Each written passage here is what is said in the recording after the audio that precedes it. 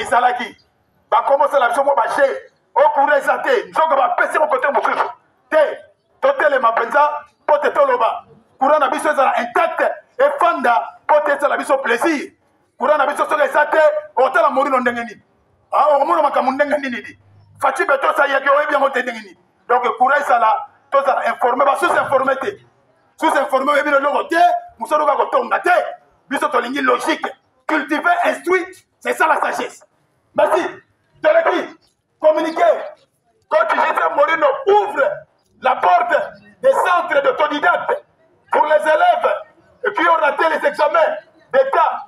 Inscription est gratuite. Les cours vont débuter au mois de septembre 2024. Yomuto a diplôme T. Yomuto Tangate. On a diplôme T.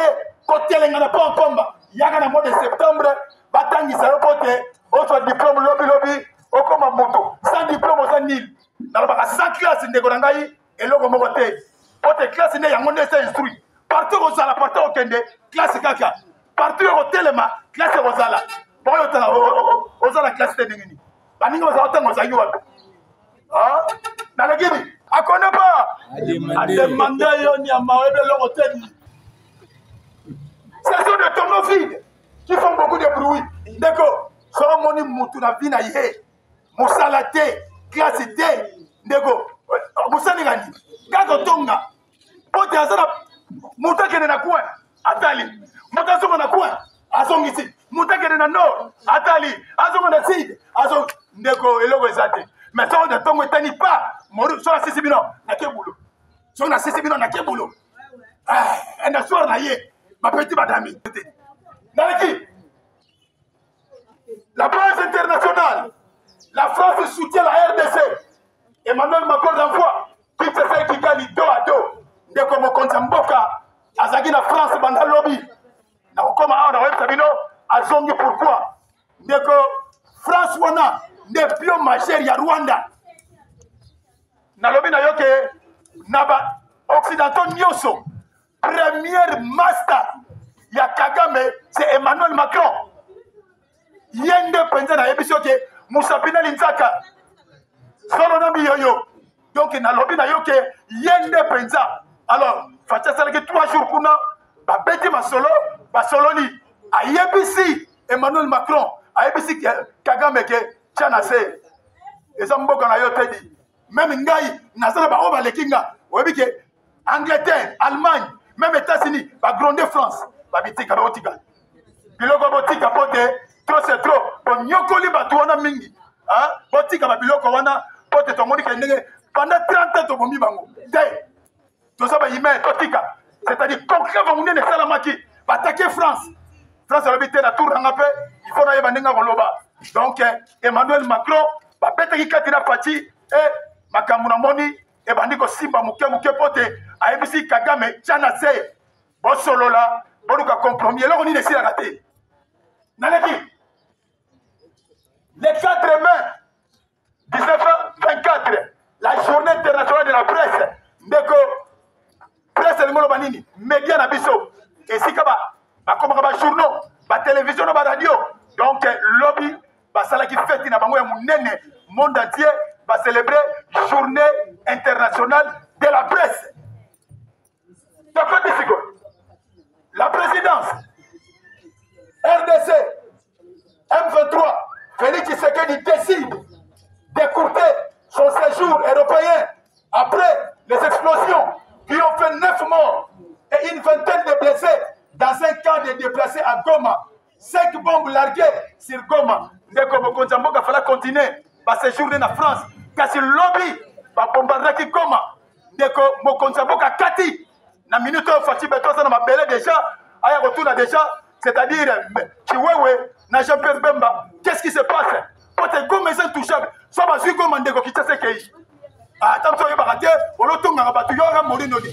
Donc, ça va suivre Goma qui t'a séqué. Alors, Goma n'a pas besoin de ça, et ça protégé.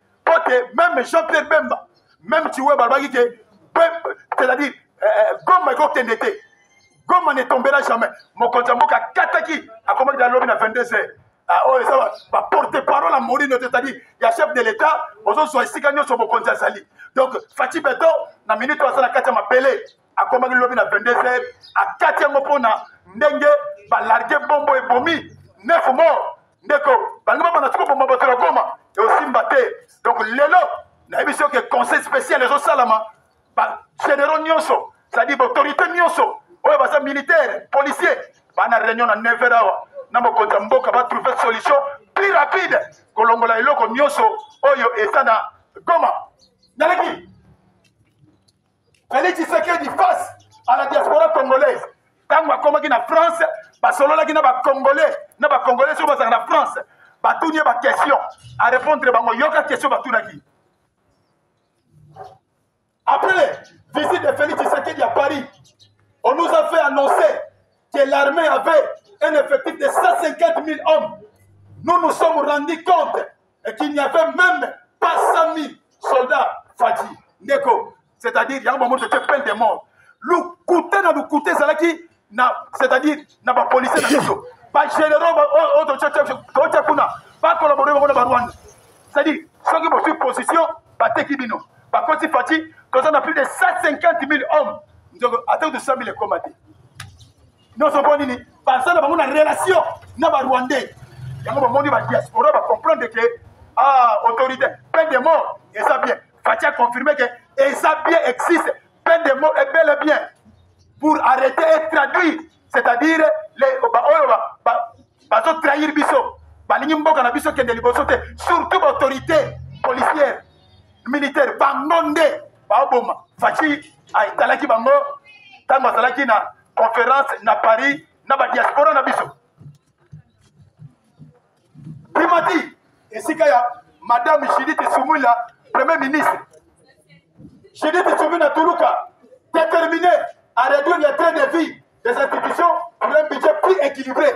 Maman Oya Lobi qui est sorti député à Oswa, par exemple, il y a 22 000, divisé par 2, 11. Aux PDG, aux 3 000, divisé par 2, 1500. Ndeko, Moutounion Sotina, pour la basse classe, Sentinelle, Oya Silvera Kuna, à se retrouver besoin de $500. Ndeko, Sentinelle 60 000, au lieu de Nini en Amos Labana. Ndeko, ça c'est ça combien? Bidon me fout ça combien? Hein? Thompson est ça combien? C'est au Sentinelle, il y a un moukilat qui la merci beaucoup, maman. Judith Soumilwa, na idée qui toko, ce qui a coté, au soir 100 000, 50. Abani la président Yemo. C'est bien. Ça, c'est vraiment la rigueur politique. Félicitations, na maman. Ce qui gouvernement sont bimaté, parce que Fatia Zalagité. Net Fatia hier, na dit que 24 heures c'est trop. Pote, par contre, ce gouvernement, sans mon compte, et Simbate. Pote, c'est lui qui est le commandant de bord.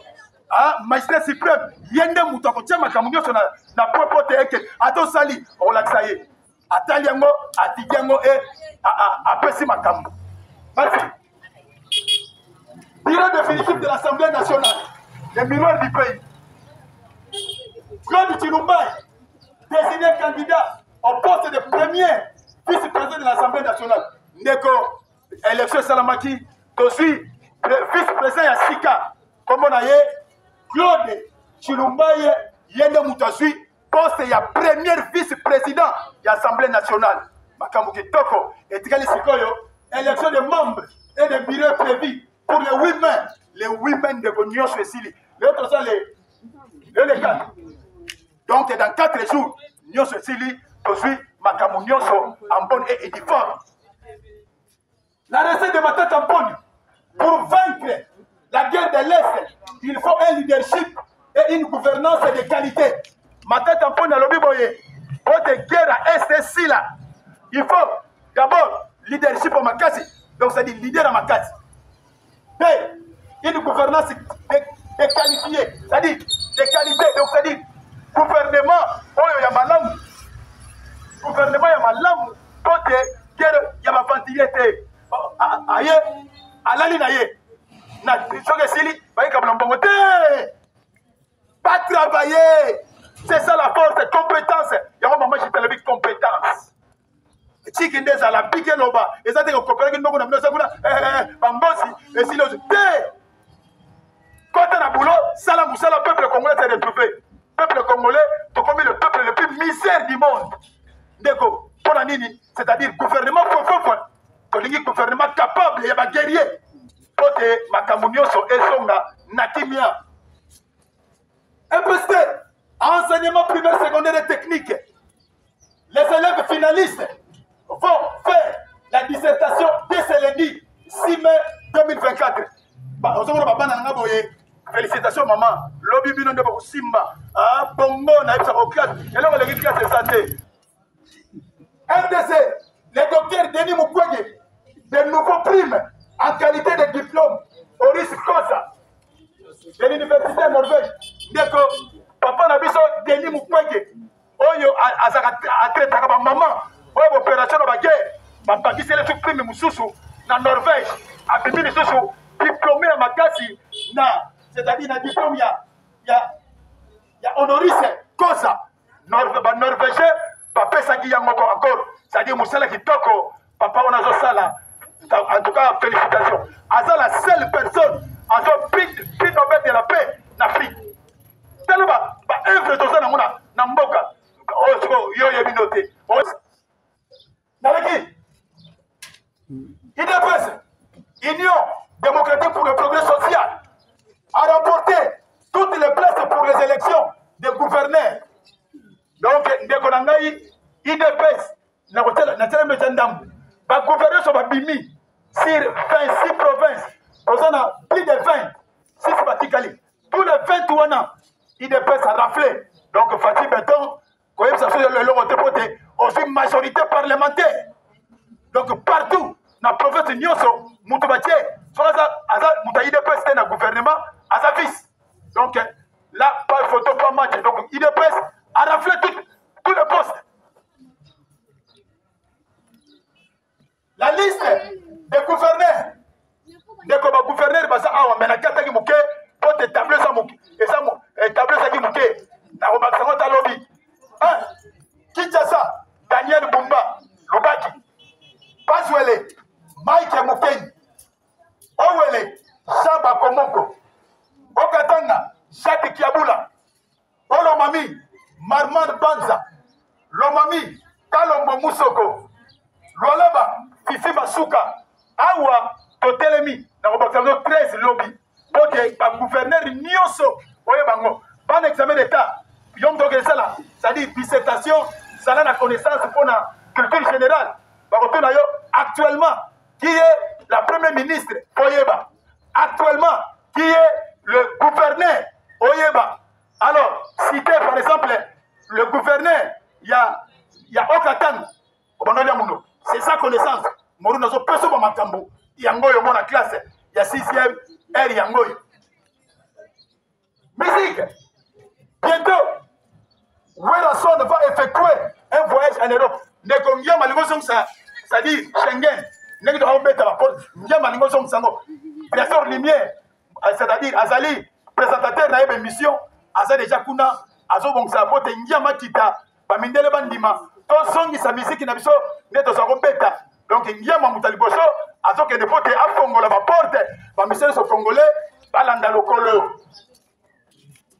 Je veux que notre papa chéri séjourne déjà à Lubumbashi sur une invitation c'est-à-dire autorité moko ya monene comme on a eu ça y est de Moutabek Sijibe soka Sisie na Lubumbashi à Guinée. Donc voilà oyo azalaki nango sport esika nyonso tozalaka pe oyo tolingi tosukisa. Alors na sport tolobi boye le Paris Saint-Germain vient jouer en RDC deko mokonza mboka akeko kutana na autorité ya Paris Saint-Germain abisi bango baya Dr. Beta na 4 clubs Mazembe, Fekler, DSMP na OC. Donc mokonza mboka Fatih Béton ndeko ngai félicitations na papa oyo alingi makaba bale pota beta bale donc la mori ba beta bale a des autres ba petit na d'ailleurs ba petit bo kedete cadeau ezali di maboko pembe petit elongi pembe motema pembe makolo pembe petit na ngai nyoso eza pembe na pesa bino cadeau poti na za nango ezaka na kata nzoto petit na makila ba force à force pas la nature ndio nyamba ouais biso ça ya makile bimaka. Alors Fatia lobi boye donc Paris Saint-Germain ouais so mettre demi-finale na Bayern ba robeta na Mazembe ba robeta na Fekler ba robeta na DSMP ba betona OC. Félicitations. pour la qualité de joueur, et ça, le niveau. Playoff, c'est samedi à Lubumbashi, à 14h30. Tout pour ça, Mazembe contre le Lubumbashi Sport. À Goma, Dauphin Noir contre Don Bosco. Et c'est dimanche. À Lubumbashi, c'est Tolo Lupopo contre Maniema Union. Neko, pour la bataille. On a plaidé. On sait, à Bapilagi na Kouya, Banila Gite, Banila Zawa. Classe Moukeni, Banila Gite, champion de Sobeta. Banila Gite, et le comment match est là bien. On dirait qu'il y a un match pour les Gabiso. Naleki, le classement provisoire. Premier, tout pour ça, Mazembe, 19 points, 7 matchs joués. Deuxième, Maniema Union, 19 points, 9 matchs joués. Troisième, Veclen, 18 points, 11 matchs joués. Quatrième, Saint-Denis de Popo, 16 points, 9 matchs joués. Cinquième, les Aigles du Congo, 7 points, non 14 points, 11 matchs joués. Sixième, le Lubumbashi Sport, 7 points, 10 matchs joués. Septième, Don Bosco, 5 points, 10 matchs joués. Et les derniers, Dauphin Noir, 4 points, 10 matchs joués. Donc, pardon, posez la seconde après, c'est un petit cadeau pour te passer. Hé, j'allais. Oh, nous sommes mon amitié. Oh, nous sommes hier à mon été. Alors, tout ce que c'est un petit cadeau, tu mets ça dans le balobi que tant que mon concession lia, oui, rappelez, et tu vas petit va se là. Ah, bah, Michael est on a comme je vois, bah, petit va se la pote, oui, ça m'a fini comme boumou. Charge n'a pas moyen de dire. Au bout de cette moquée, il faut te mettre au cocomoté. Yo dit au cocomoté. Alors, le ça va charge à Morino, capitaine de l'équipe. Donc, Tikato, ça voulait ma petit, bah, c'est les banga. Yo, ça me dit, voyez, petit, on va parler, ça descend à Moxika. Il y a encore, on va s'acheter. Ça la calme, mais personne ne peut me faire ça. Donc, il y a un artiste, ça la qui vient. Bah, quitter les moments, on a récupéré petit cadeau de Mino, ballon de Mino, c'est qu'il y a un peu. Vous n'avez pas mal de bataille.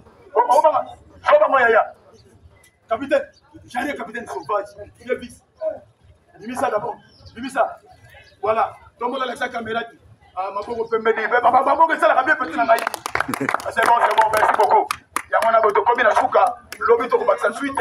Merci beaucoup. Bosoni Malam, la bande de démonstration de force de Salamaki. Peut-être Moni Pakei. Ah, merci beaucoup. Il est Manara, le véritable chasseur d'images. Continuez votre Morino. En tout cas, il ne sera jamais oublié. Merci.